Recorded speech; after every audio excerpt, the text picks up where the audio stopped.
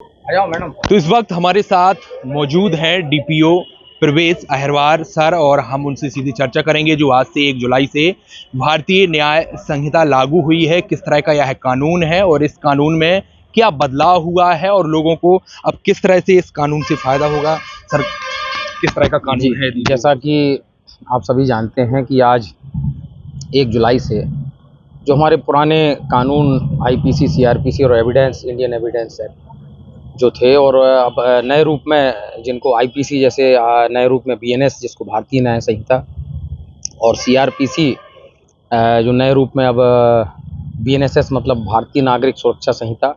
और जो Indian evidence act था वो अब भारतीय साक्ष्य अधिनियम के रूप में आज से लागू हो गया है। इसमें निश्चित तौर पे देखिए, मैंने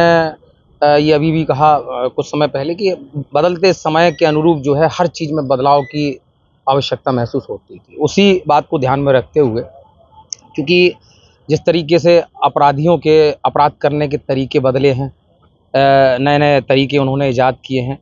कुछ ऐसी चीज़ें थी जो पहले अपराध नहीं थी, उनको अपराध के रूप में परिभाषित करके नए अपराधों को जोड़ा गया है। तो ऐसी कई चीज़ें आई हैं कानून में, बीएनएस में, जैसे एक धारा 69 के रूप में, जैसे एक महिलाएं जो है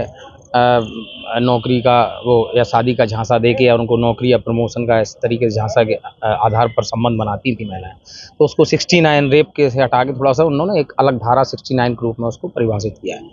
इसके अलावा जो बड़े बड़े गिरोह के लोग रहते थे और जो संगठित होकर इस तरीके से अपराध करते थे उसको धारा 111 में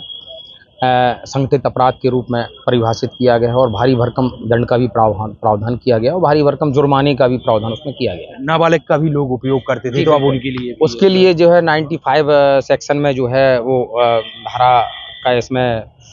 समावेश किया गया है कि यदि कोई व्यक्ति जो है नाबालिगों से इस तरीके से कोई अपराध करवाते थे, गंभीर अपराध और किसी भी तरह के अपराध करवाते तो उसके लिए जो है बीएनएस में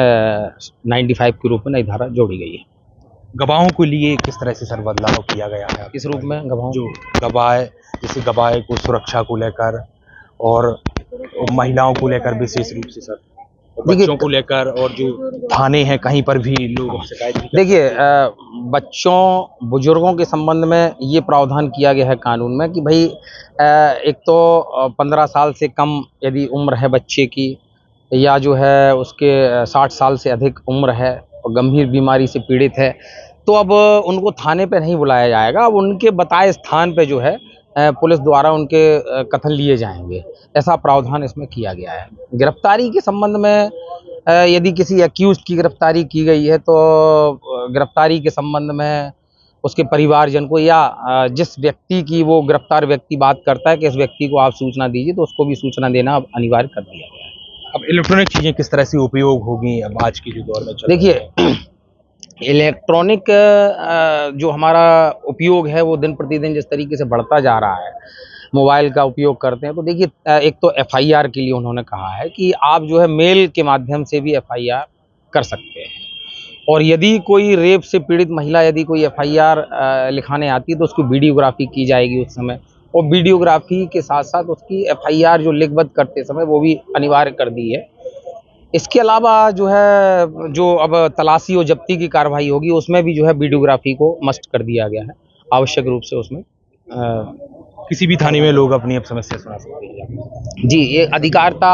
वाला जो मैटर था एक्चुअली पहले हो तो सकता था लेकिन प्रावधान नहीं था स्पष्ट रूप से। अब उन्होंने 154 की जो एफआईआर लिखी जाती है, अब जो नए जो बीएनएसएस है उसमें जो है 173 में जो ये चीज़ जोड़ी है कि भले ही अधिकारिता हो या ना हो तो अब एफआईआर जो है उनको लेखबद्ध करनी पड़ेगी। तो हमारे साथ मौजूद थे डीपीओ प्रवेश अहिरवार, जिन्होंने भारतीय जो न्याय संहिता लागू हुई है उसके बारे में विस्तार से जानकारी दी है। वेब टाइम के लिए संजय अवस्थी, छतरपुर।